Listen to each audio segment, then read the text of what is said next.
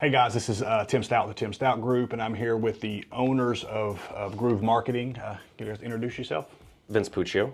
Michael Clark. We have asked you guys the questions about marketing. What are your biggest issues? What do you need help with? This is what they do. They do marketing, so bringing in an expert to help benefit you. First question, how have Facebook ads changed? And are there any other platforms that are working right now? Yes, with Facebook, the major changes are your control over the audience that you have. You're going to have broad spectrum reach when you're doing videos now, so you're not going to have the ability to say, I want to target this specific demographic. You're going to have more of a reach, so you're not going to be able to control who's looking at your content. Second to that, what's really working? As usual, the tried and true Google Ads is always going to work, right? Second to that, Bing, Yahoo's, things of that nature. TikTok is really starting to gain a lot of traction and video. So anything with video where people can really focus in on what you're saying in short interims. And it also depends on your age demographic. If you're 40 and over, if that's your clientele, Facebook's good. Instagram's a little younger, TikTok's even a little younger than that. Most of my clients are Facebook, but I know that the Instagram guys are getting there, so I try to work both platforms pretty well. That's correct. What's the smartest way to turn social media engagement, likes, views, and comments to actual foot traffic, physical events, or shops? Specifically for physical events and shops, the heart of social media is engagement. So you don't want to just post because it's fun. You want to post because you want to get engagement. You want to get your brand in front of more eyes. For physical events, shops, I think it's really important to incentivize people. So things like countdowns, behind the scenes, giveaways, the more spontaneous it feels, the more people are to be like, ooh, I want to be involved with that. Things like that are really helpful to increase that engagement. Like I said, utilize giveaways, utilize countdowns, and really utilize your local market. People love supporting locals. If you can, whether you're in Feature City, Noonan, Fayetteville, if you can mention your local market, mention things about that city itself, it should incentivize people even more to engage with your content. No matter how good your event is or whatever you're selling, if your content is boring, no one's going to watch it. No one's going to know where to go. There's a little term I like to use, it's called edutainment. So make sure you're educating, but you're also entertaining at the same time. Can a small creative brand like a vintage shop or a pop-up market stand out locally when algorithms mostly favor big national brands? Lastly, what's working right now for organic reach on Instagram, TikTok, and Facebook? Yes, so we're talking the same locals, right? The most important thing that you can do, and I will address the big brands in a second, is your local groups, right? Local business groups, local activities, local mom and pops, everybody's active in that local area, and you're going to be doing a lot of networking through your social media that way.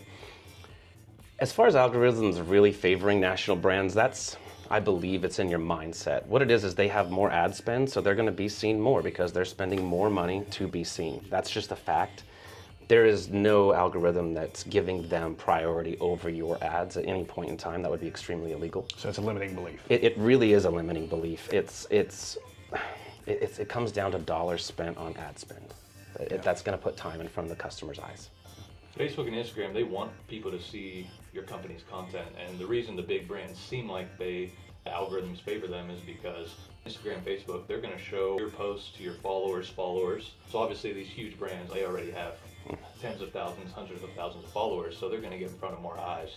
But I would say as far as what's working for organic reach, again, focus on your local market. Local brands actually have benefit because you can come with a more creative approach, you can be more unique with your content, and there's just a lot of things you can do to increase that engagement as a local brand. Like I said earlier, people love local and they want to support local, so that's a benefit. Absolutely. And the organic reach, I'll touch on just a tad. If you're putting out content that people want to see, more people will see it. Because a lot of times you put out content that's boring, nobody's going to see it. It doesn't matter. You got to put out what they want to see, not what you want to see, too. Because I'll post 1 out of 4 of mine and go crazy, it gets lots of views, then the other 3 are several thousand views and very low. Yep. With the rise of AI, when's the best time to use AI versus a paid marketing agency person or SEO? So this one, we let AI answer it, and we answered it as well, right? And it was kind of comical. So Google has rules for AI. Google has rules for SEO, and AI's answer and our answer is the same. You can look it up online. So essentially, Google is going to penalize companies that are using AI for SEO or in organic results, right? That doesn't mean that it's not going to work. It just means you're not going to get the same results when they know that a human being is actually doing that type of work for you. Second to that, AI has a purpose, right? It has purpose for giving you ideas or helping you to justify the ideas in the direction that you're going. But as far as actually producing the content, it's best that you have someone that specializes in it. I'd heard that too. I heard a national speaker talking about AI. He had mentioned that and talking about the benefits of using it as your coach, not as your assistant. That's correct. Like, how should I think about this? Yes. And it was like, I was like, oh, that was big.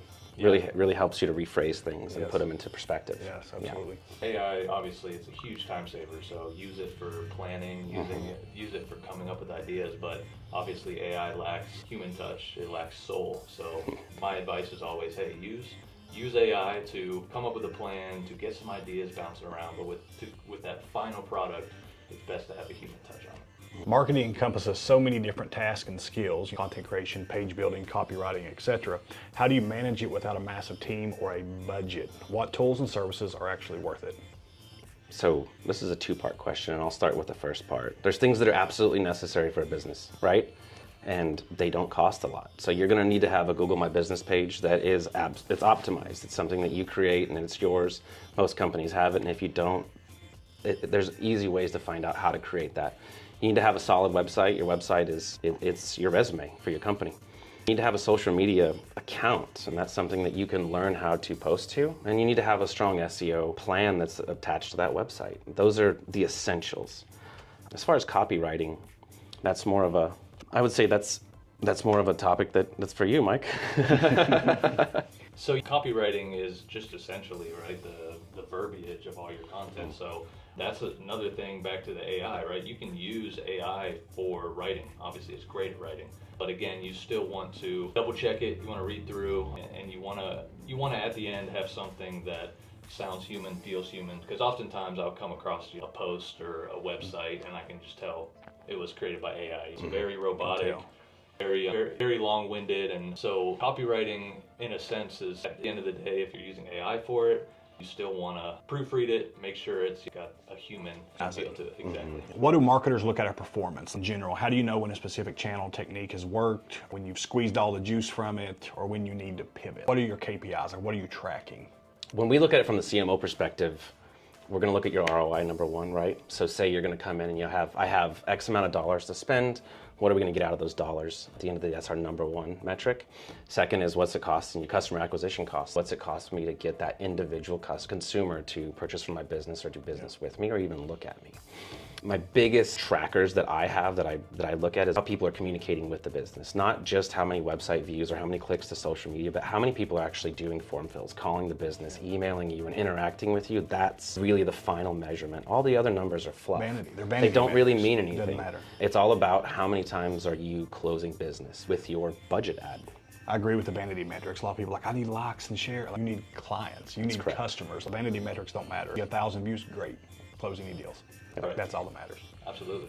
There's sometimes it's trial and error with social media content, with even SEO programs, things like that. There's something in marketing called A/B testing, which a great example of that would be if you're running Facebook ads. You can have ad A, ad B. You run them at the same time. They have different call to actions. Maybe they have different pictures, different videos, whatever it is. But A/B testing kind of lets you see what's working, what's not working, right? So you can run two samples at the same time, track the metrics, see hey, this one's got higher conversions than this one, and then tweak your campaigns as you go. So it is some trial and error to understand what's going to drive performance, what's going to drive conversions, but it's all part of marketing.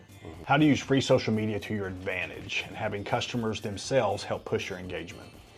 This one is we've spoken to in the other answers, right? Local Facebook, local social media groups, great networking. That includes not just social media, but getting out in the community and networking with not just your customers, but other business owners, your competition. These are great things that help you to utilize your social media game because those people in turn are going to follow you. They're going to post what you're posting. They're going to repost. They're going to like. Lastly on that, ask for it. Ask. I need you to share my content. I need you to support me.